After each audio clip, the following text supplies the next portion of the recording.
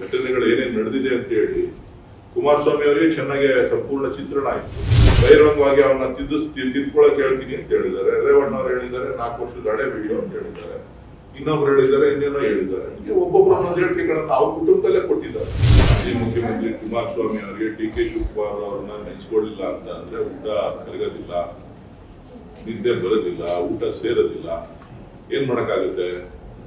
ಹಂಗೇನಾರ ನಾವು ಮಾಡ್ಬೇಕು ಅನ್ನೋಂಗಿದ್ರೆ ಚುನಾವಣೆ ಇನ್ನೊಂದು ವಾರ 10 ದಿನ ಇರ್ಬೇಕಾದ್ರೆ ಮಾಡ್ಬೋದಾಗಿತ್ತಲ್ಲ.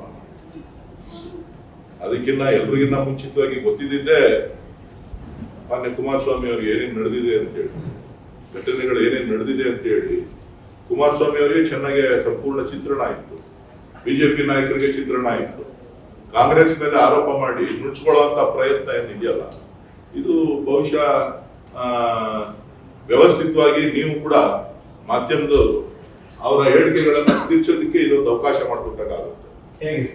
ನೀವು ಹೇಗೆ ಅಂತಂದ್ರೆ ಅನಾವಶ್ಯಕವಾಗಿ ಬೇರೆ ಕಡೆ ಡೈವರ್ಷನ್ಸ್ ತಗೊಂಡು ಕುಮಾರಸ್ವಾಮಿ ಅವರು ಅಲಿಗೇಷನ್ ಮಾಡಿದ್ದಾರೆ. ಕುಮಾರಸ್ವಾಮಿ ಅವರ ಅಲಿಗೇಷನ್ಸ್ ಮುಖ್ಯನಾ?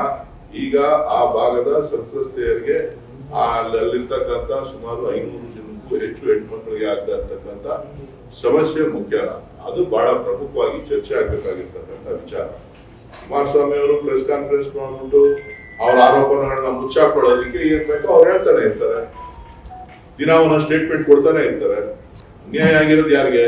ಹೆಣ್ಣು ಮಕ್ಕಳಿಗೆ. ಆ ಹೆಣ್ಣು ಮಕ್ಕಳ ಅನ್ಯಾಯ ಆಗಿರೋಂಥದ್ದನ್ನ ಇವತ್ತು ನಾವು ಗಂಭೀರವಾಗಿ ಚಿಂತನೆ ಮಾಡ್ಬೇಕಾಗಿರ್ತಕ್ಕಂಥ ಸಮಯನೇ ಹೊತ್ತು ಡಿ ಕೆ ಶಿವಕುಮಾರ್ ಅವ್ರ ಮೇಲೆ ಆರೋಪ ಯಾವುದನ್ನು ಬಿಟ್ಟಿದ್ದಾರೆ?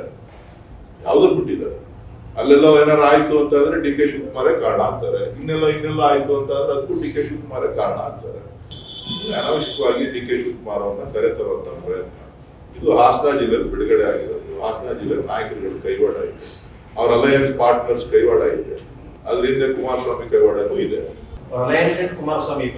ಅವರು ಮತ್ತೆ ಇನ್ಯಾರು?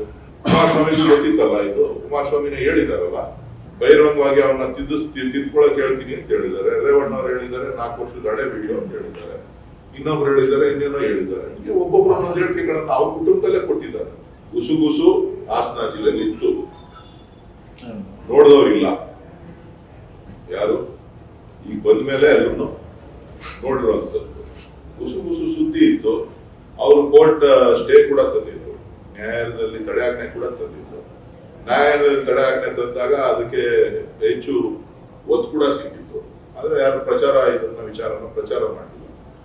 ಪೆನ್ ಡ್ರೈವ್ಗಳು ಆಚೆ ಬಂದ ಮೇಲೆ, ಪೆನ್ ಡ್ರೈವ್ಗಳು ಎಲ್ಲ ಕಡೆ ಹರಿದಾಡಿದ ಮೇಲೆ ವಿಚಾರ ಚರ್ಚೆಗೆ ಬಂದಿದೆ. ಈಗ ಪಾರದರ್ಶಕ ತನಿಖೆ ಬಗ್ಗೆನೇ ಜಾಸ್ತಿ ಕುತೂಹಲ ಚರ್ಚೆ ಆಗ್ತಾ ಇರೋದು. ಅದು ಸರ್ಕಾರದ ಜವಾಬ್ದಾರಿ. ಈಗಾಗಲೇ SIT ನೇಮಕ ಮಾಡಿದ್ದಾರೆ. ಅದರಲ್ಲಿ ನಮ್ಮ ಮಾತು ಏನಿದೆ? ನನ್ನ ಒತ್ತಾಯ ಇಷ್ಟೇ, ಅಲ್ಲಿರೋ ಮಹಿಳೆಯರಿಗೆ ರಕ್ಷಣೆ ಕೊಡಬೇಕು.